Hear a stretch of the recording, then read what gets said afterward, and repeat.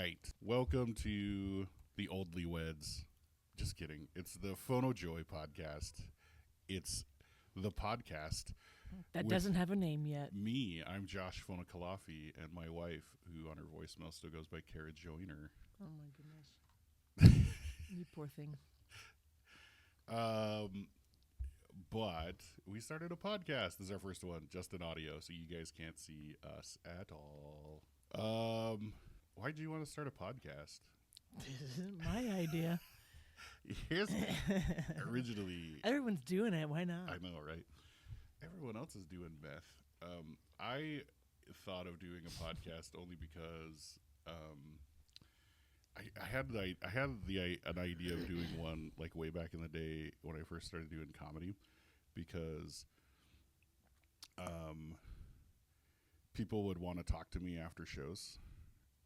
You are not good at socializing. Well, after no, shows. it was like it would take them like a good 10 minutes to realize that they don't actually want to hang out with me. And I was like, well, if I just did a podcast, And they get the same feeling. they would, that it would be quicker, that they would realize that they did want to hang out with me. But yeah, so podcast. I have a lot of ideas that I want to do. We've talked about the movie idea, the movie reviews, which we want to do new movies. There's no theme to this podcast. There's no theme. It's just us. We're gonna do all kinds of stuff. There's subjects. We'll do a nudity one where No, we won't. record ourselves in the buff. That one's also only audio. That'll only be audio.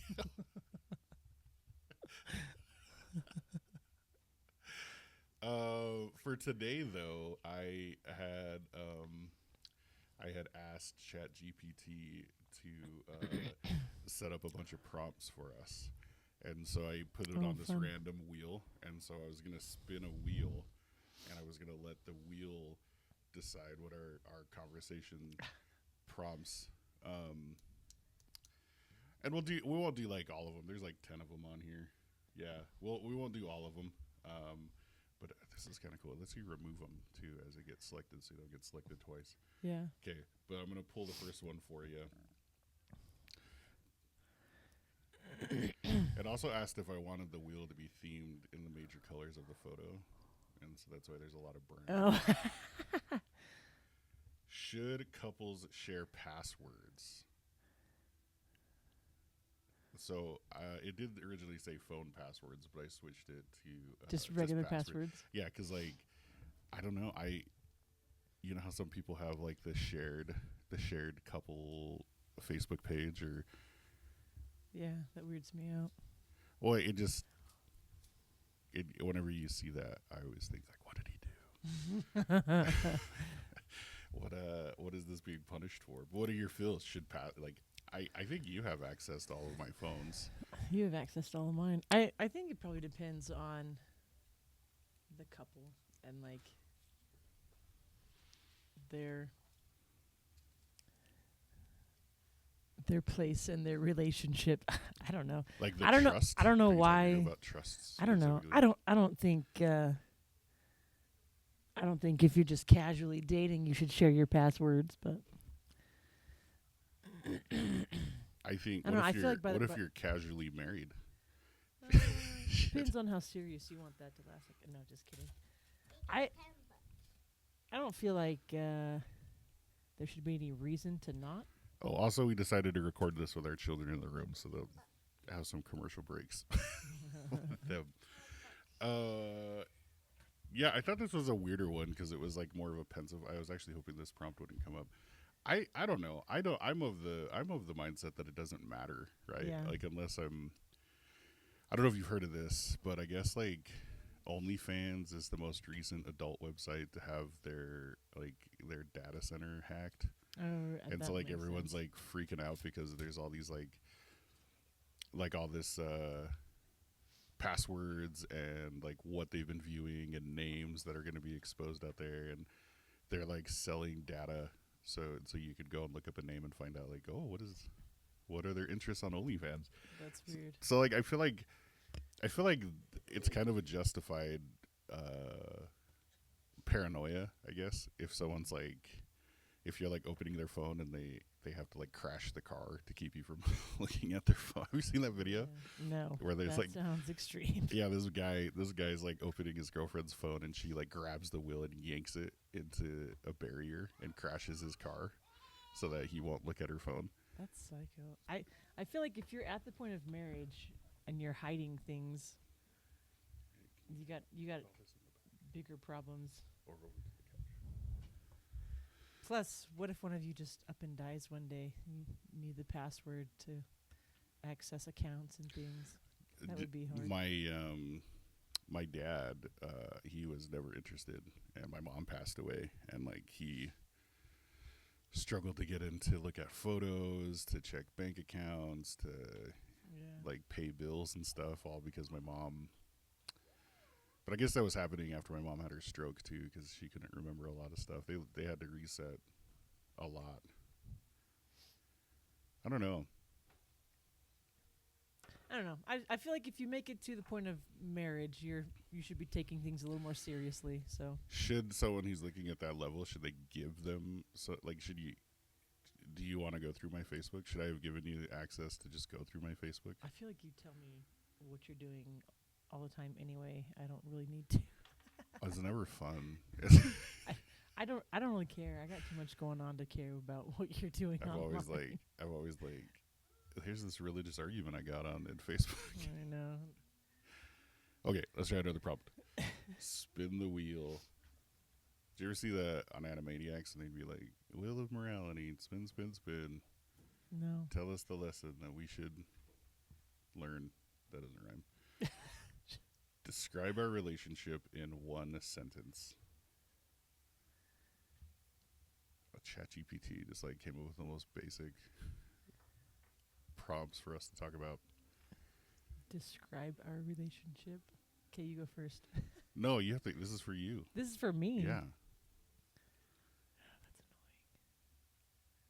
That's annoying. If your sentence doesn't have the word functional in it, I'm gonna cry. Our relationship is super functional. With a period at the end. Exclamation mark. Or question mark, whichever one. I think I don't know. I think our relationship is built on respect for one another. And so Respect Yeah. for one another. yeah. Period. So like I don't know. I feel like when one of us has a problem, we bring it up in a rational manner and the other person listens. What would be an irrational manner? Screaming. I don't know. Coming in accusatory. I think yeah. I've watched a lot of like marriage counseling videos where they're talking about the problem with like early marriages and stuff. And I feel like we sort of like did stuff without knowing. Like there was a day where we were at my sister's house and we were helping him move something, and I got really mad at you for something, and I can't remember what I was mad at you for, but it was like because you remember what I was mad at. Mm-hmm. What was I mad at? Well,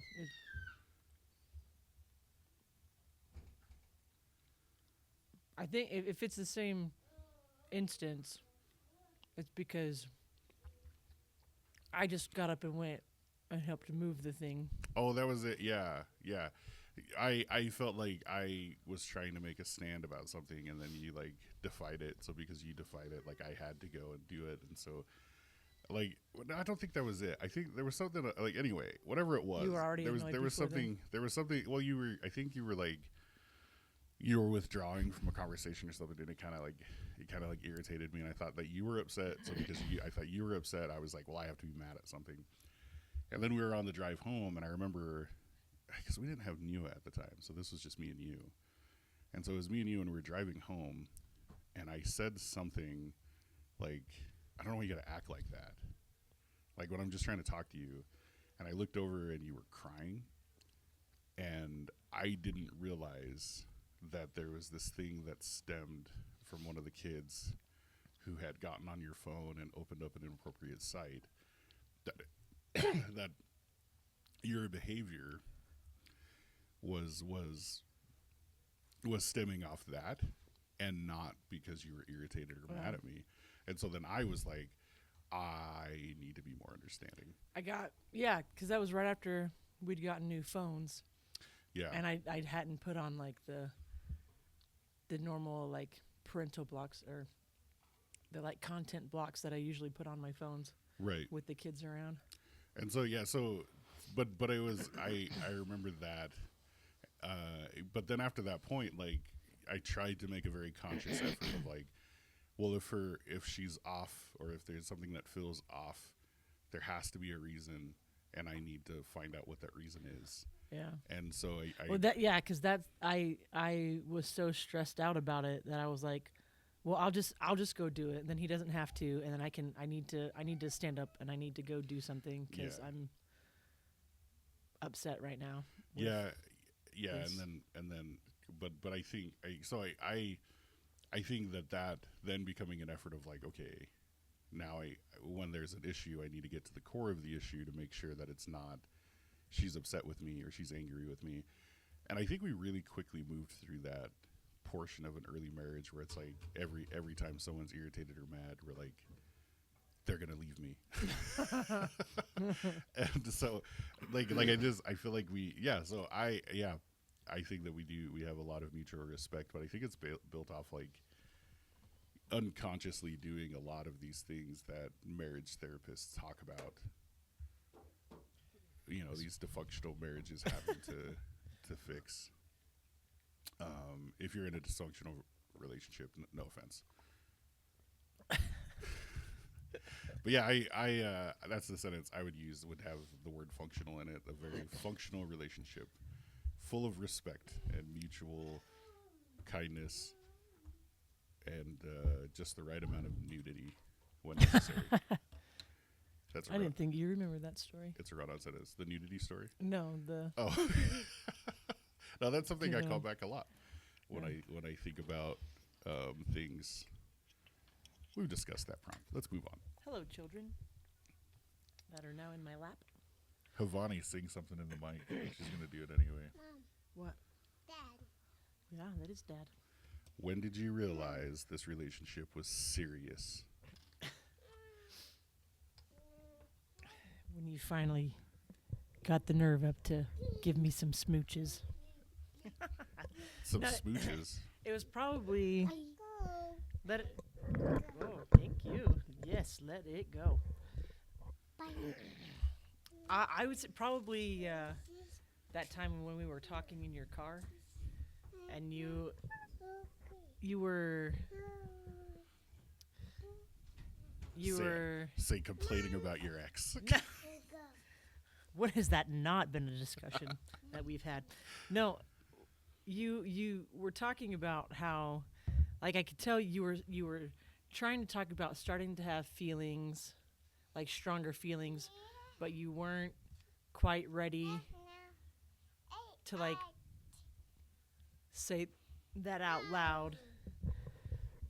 And so I was like, well, you know, if you get to that point and you want to, you know, pursue it, like, that's fine. But, you know, if you don't want to, then that's fine too. We'll just move on. I don't remember exactly what you said. I know what you're talking about. But I was just like, you know, if you're ready, whenever you're ready, like, if that's fine. And if you decide that you don't want to, that's fine too. And we'll just stay friends. And then, like, I could visually see something in you change. And I was like, oh, maybe this is going to be something more. Well, I think like, because I had gone through, it's not a touchscreen. Vani thinks everything is a touchscreen. 21st century kid. Okay, let's get her really excited real quick, and then We're good parents. We let our children spend a lot of time on the phones. Here, go talk to strangers on the internet. Go play. She took my sunglasses. I know the event you're talking about, because I talk about the event as like as the moment I realized that I had fallen in love with you, and it was we were in on the couch at my sister's, and Oh, these are two different situations. Then. no, this is the same exact. I'm telling you exactly when it happened. Oh, we were in the car. We were not in the car,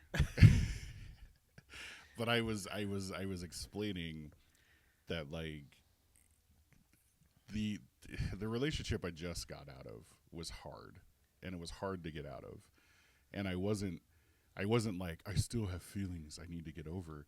The problem was that I was broken, and that I was like I just had this shattered sense of emotion, and so I was like I was trying to explain to you that like I want to have more feelings for you, but it's hard because of what I just went through, and I don't know that like mentally, like emotionally I'm ready for this, but like I don't know if it's like me leaping to the next relationship because the last one was so bad, or if it's me like really genuinely having feelings. And I was like I need to know that before. And what you had said was, well, when you're ready. And in that moment I was like I'm ready. Because something that was like that had occurred in the previous relationship was that I felt that I was really forced to fall in love. I was forced to be in love, and I was forced to be in the relationship. You know, like I had told you, she kind of cornered me in the situation with her sister on the phone.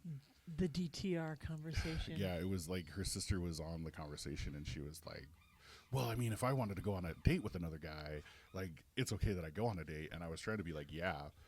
And then she was like, but you're not dating other people. And I was like, no. And she's like, so, like, what are we? Do you even love me? But it was, like, cornering me in this position and pressuring me a lot with her sister there. And I finally relented, and I was like, yeah, okay, we're in a relationship. And so I was trying, I think, to tiptoe towards this, like, I love you. I just don't want you to make me feel like I have to love you. And it was when you said, well, when you're ready, that I was like, oh, she's making it my choice. Yeah, I'm there now. Like, yeah. Well, and I, at that point, we had both decided that we were moving home. And this was what was like home was a year and a half after you had ended that relationship, but you were still being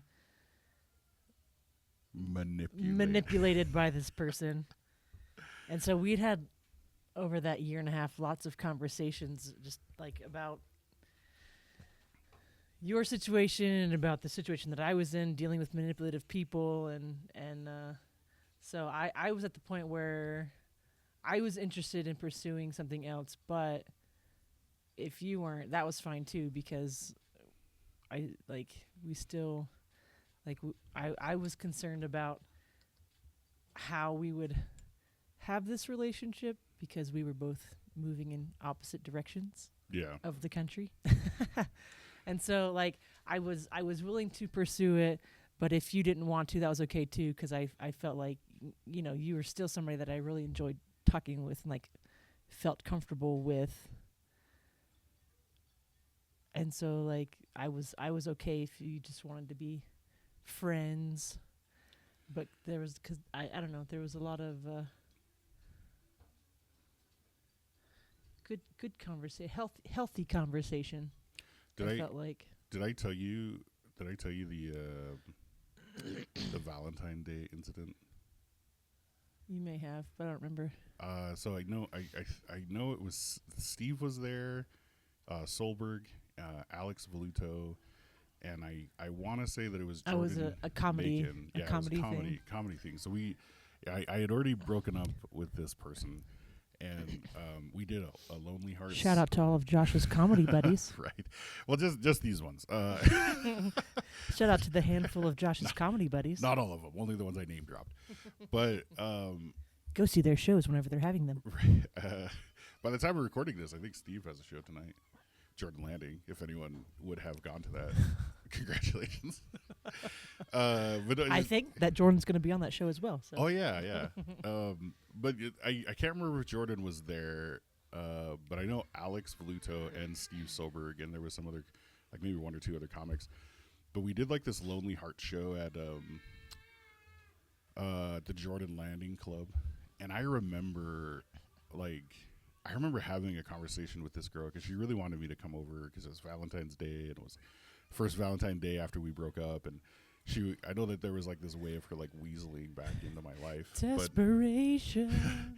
So she wanted me to come over, but I had told her because throughout our whole relationship, like I had pretty much like stepped away 100% from comedy, and it wasn't my choice. Like she would gaslight me and manipulate situations into not letting me go and do comedy, and I think it's one of the reasons why I still don't perform as often. But anyway, side fact, I got onto this Lonely Heart show. We went and did the show, and I think at the time we were all single or recently singled, and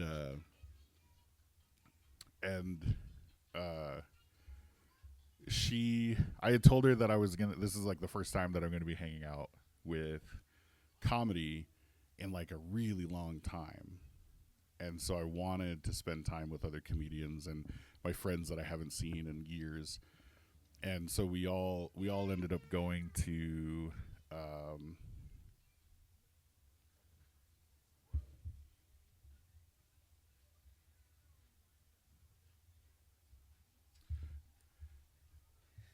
it's okay, we could edit the soundbite. Anyway, we all ended up going to In-N-Out Burger after the show. And it was even before we left. I think actually it was at Salt Lake, and then we went to Jordan Landing for In-N-Out. Anyway, whatever the process was, we were at In-N-Out, and I started getting text messages from her, and I was like, "Hey, still out with my buddies? Like I told you we're gonna be out late," because as like comics, as single comics, specifically, like there were nights where shows were ending 9:30, and we were out until like 3-4 o'clock in the morning. And this was the stuff that I loved, because we would just like sit around and we would just talk and we would just be comedians and we would make fun of people and stuff. And it was this camaraderie that I really loved being around. But she started texting me like early on, and I was like, "Hey, I'm still out. Hey, remember I said I was going to be late?"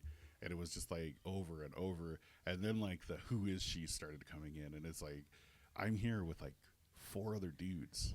And then I was like sending pictures of us at In-N-Out, and she was like calling and texting and calling, and it was like for the whole night, just ruined the night. And I remember Worst it being Valentine's ever. Well, I mean, like I didn't really, it was just a day because we were single, but it was just like, it was so embarrassing in front of these other comics, and they were I know that they were trying to be very understanding, but I think they were also like, I don't understand why you're letting this affect you, Josh. Like, just drop it. Should have blocked her. But I was so I was so mechanicalized, so into this mode of like, oh, I got to respond to everything she says, or else it's just going to be worse. And you know, that's why when you gave me the choice to be in or out, that I was like, well, I 100% want to be in. Like I'm for this. You know, that was the day that I knew I fell in love with you. The day I realized that this was serious was when you were like, "Hey, I'm pregnant." Just so we're clear, that was 6 months into our marriage. I was like, oh.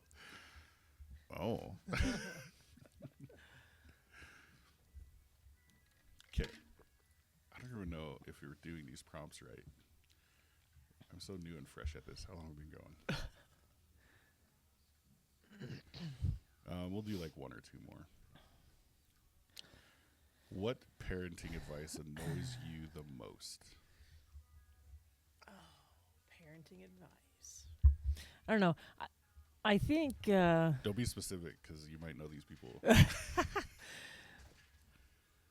This isn't quite parenting advice, but I remember the whole time I was pregnant with Nua, our oldest. Like, people just kept telling me how hard it was going to be and how tired I was going to be and blah, blah, blah. And I was like, I'm having my first kid at almost 30. I am already tired and exhausted. Like, I know it's going to be hard. How come nobody has anything positive to say? That was really frustrating for me. And, like, I really appreciated the people that had, like, positive things to say, and I try to do that now when I go to a baby shower. You know, I've had some younger cousins have babies, and I'm like, just know this is gonna be really fun, and they're gonna be really fun to be around, and they're gonna start talking, and they're gonna say the funniest things, and I don't know. That's not really parenting, but like preparing for parenting, I guess. No, I think that's like, yeah. I don't know why we have to dwell on the negative all the time. That's a thing that I find, when they're like, well, say goodbye to sleep, and say goodbye to your weekends, and I remember someone telling me that it was like, the second funeral a man goes through, the first one being his marriage, but the second funeral, and just like, and they're just not doing it right. yeah, well, they just like complain about being a parent, and it's like, yeah, it's hard, being on the inside now, it's like, it's hard, and there are days where like it's just really, really tough, but there is absolutely nothing I would rather be doing. Like, I think that advice is coming from a good place, but it's also coming from someone who feels like they didn't get to backpack Europe or climb Machu Picchu or whatever they wanted to do on their bucket list, and they're like, I didn't get to do all these things, and my children just robbed me of my freedom. And it's like, yeah, but like, what were you doing with that freedom? Like, when people are like, talk about my kids taking my freedom away, my weekends away, I always think like, what was I doing with my weekends? Like, I continue doing nothing, and now I just do nothing with more people, and so it's like, you would be missing the toddler with the cut off T-shirt. Let's stop the copyright music before and shorts. Right. Wearing my sunglasses upside down, bringing us the phone with Soda Pop playing. Can we say Soda Pop? I don't know. I think we can say the name. We just probably can't play too much of the music. She locked the phone. Sorry. Okay, go. But I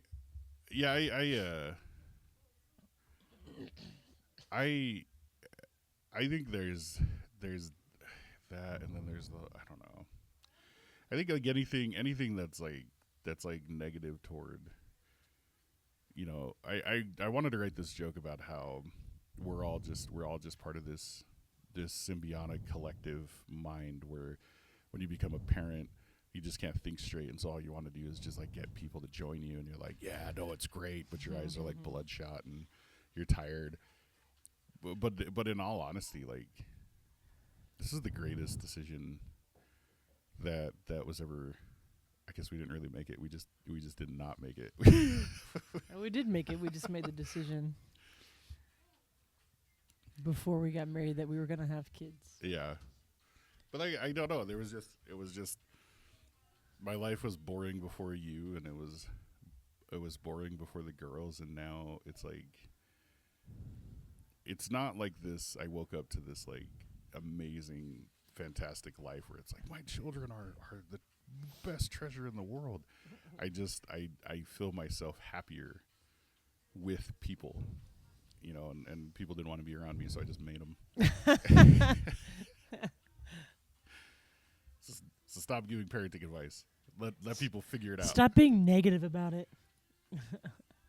Okay, we'll do this last one. Hopefully it's a good one. Then we got errands to run. Oh. What's changed the most since having kids? Oh, our house is a disaster. Oh, yeah. All the time. You don't get naked as much. Our house is very small. Um, I I would say I don't know. I kind of want to skip this one, but the only thing I'll say is just I think one of the biggest changes that I've noticed is that is that it's just everything's more fun. Yeah. It's just like it's more like even when we're getting on the girls because they're like stepping out on the road and it's like making me angry that they're not checking or they won't stay with us or they're Yeah. like it's still like fun Yeah. because it's like I'm at in comedy there's always like you go through this phase where it's like this is gonna be the show, right? And then I'll make it. This is gonna be the show. This is gonna launch me off. And you record as many of your sets, and you try to put them out on YouTube because in your head you're just like, this is the one. This is the one. And what I've heard from like Steve said this to me, because he does cruise ships now, and he's like I'm at this position where like comedy is I'm making money doing comedy, and I'm surviving, but like I'm still like at some point I'm gonna make it, you know. And then I heard from Ryan Hamilton. I remember having a conversation with him where he was like, you know, I have a Netflix special, and I'm still like, hey, at someday I'm gonna make it, you know. but I feel like having kids, you know, I am at that point where it's like this is it. Like this is like there isn't anything I would rather do, right? Like Yeah. I tell people that like my life has become like these series of buckets of like things I would rather be doing, and for a long time it was like I would rather be at the club, I'd rather be hanging out with comics, and now I get to go to the club and I get to hang out with comics, but I'm like I'd rather be at home. I'd rather be with my kids. We're definitely not lonely. Yeah, and that's I think that's like the biggest thing. Um, that was been the biggest change since having kids is just that it's like everything's just more exciting, right? Even like something as mundane as going poop, you just don't know if the door's gonna open. It's just so riveting. That's why we lock it. Always wake up with a child in your bed. Okay, this will be the last one because I feel like those last two were the same one. What's harder than people realize about marriage?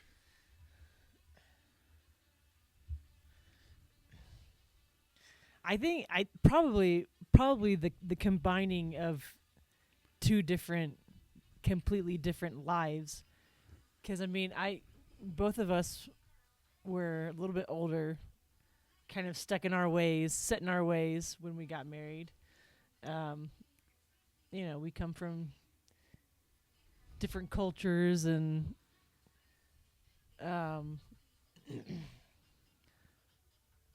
I don't. You come from Western Polynesian family and cultures and things, and I come from very Southern, and you know, we grew up in the same church, but like culturally, the U.S. is very different in all areas, north, south, east, and west, and I think merging two very different people is probably figuring out, you know, how to deal with each other's differences. I don't know if that makes sense, but I don't know. I feel like any time you're trying to make multiple things into one thing, you know, you have it with like sports teams and you have it with office teams and coworkers and things, and I think the melting multiple people into one, it's always going to be the hardest thing, and then the more differences you have, it's going to be obviously harder. Yes, baby. That's so silly. Go get it. I think that one of the things that people don't. Oh, hold on. Hey, baby. Oh, oh. You want to climb in my lap and make noise? I think that this is the funnest thing about the podcast is that our children will just be on it with us, whatever. I think. Oh, you want to say something? What's your opinion? Eddie. Oh. Hey. Ow. Yeah. I think she was playing a copyright music. What? You want to try? Oh, there's nothing to try, baby. They're just things. Where's the video? Daddy's messy laptop. Here, go get the phone. Where's the music? I think that's something that's hard. Yeah. Trying to Try talk this one. into a microphone. Ooh. I think something that people, if they don't discover this, I think it makes it more difficult. And I'm not gonna like make the leap to say that this could be like a leading cause of divorce because I don't know, but it's just the simple fact that like love isn't enough. Like love is a lot, and love does a lot to do the work and to like make it work. But it's like going into a car to work on the engine with a screwdriver, right? There's a lot of things you can do with it, but you can't do everything. And so like needing to fill your tool bag with as many useful things as possible is something I think that people don't realize and could be, you know, really, really difficult when you have, like you said, like the two cultures. Like, I don't know if you thought that I was like a really rude person because I don't use the sirs and the ma'ams, but like meeting your nephews for the first time and hearing them call me sir is like, that was like a huge thing for me to be like, You're an adult now. no, it's not an adult. It was just like I felt like, and this is gonna sound really weird. It took some adjustment because I felt like I was beating your children, like I'm like My sister's children. your sister's children. Like I was forcing them into this like position of being like, you will call me sir, right? All right. Well, I think that's good. We'll go ahead and stop this episode here at 39 minutes. That's a good roundabout. Well, you know, 39 minutes with a runtime will probably be like 25. So I don't know if you guys stuck around. If you stuck around to this point, we got some stuff in the works that'll be really exciting and fun. So I hope you guys listen. Exciting for us. Hope you find it exciting. Oh yeah, I don't care what you guys think. That's what I mean. But maybe we'll see what other prompts Chat GPT comes up. This Will's kind of cool, right? Yeah. But we'll figure out if there's some more prompts. But I kind of want to do the movie review thing too. So I was starting to explain it and then I skipped it. But Kara she grew up watching a lot of like old black and white Dean Cain, Candy Day. That would be Danny Kaye. Superman. a lot of Danny Kaye. Danny Kaye. Danny Kaye. Danny Kaye. Danny Kaye movies and like we've watched a few. I enjoyed the original Walter Mitty. I don't even know if that's the original, but It probably is. yeah, but yeah, it's a. And Josh really likes 80s movies, and I don't. I do. Terminator 2, The Goonies. You know, normal movies that people grew up on. Gross. So we're gonna make a list of those movies, and we're gonna make each other watch those movies, and we'll review them as we watch them. So stay tuned for that, and then also some big changes in our life. Probably moving to Mississippi. I don't know. Maybe we'll pod about that and our giant move to Mississippi. Did you guys hear me about that? We're moving to Mississippi. If I tell as many people as possible, it's true. So. Also, I've taken up bodybuilding.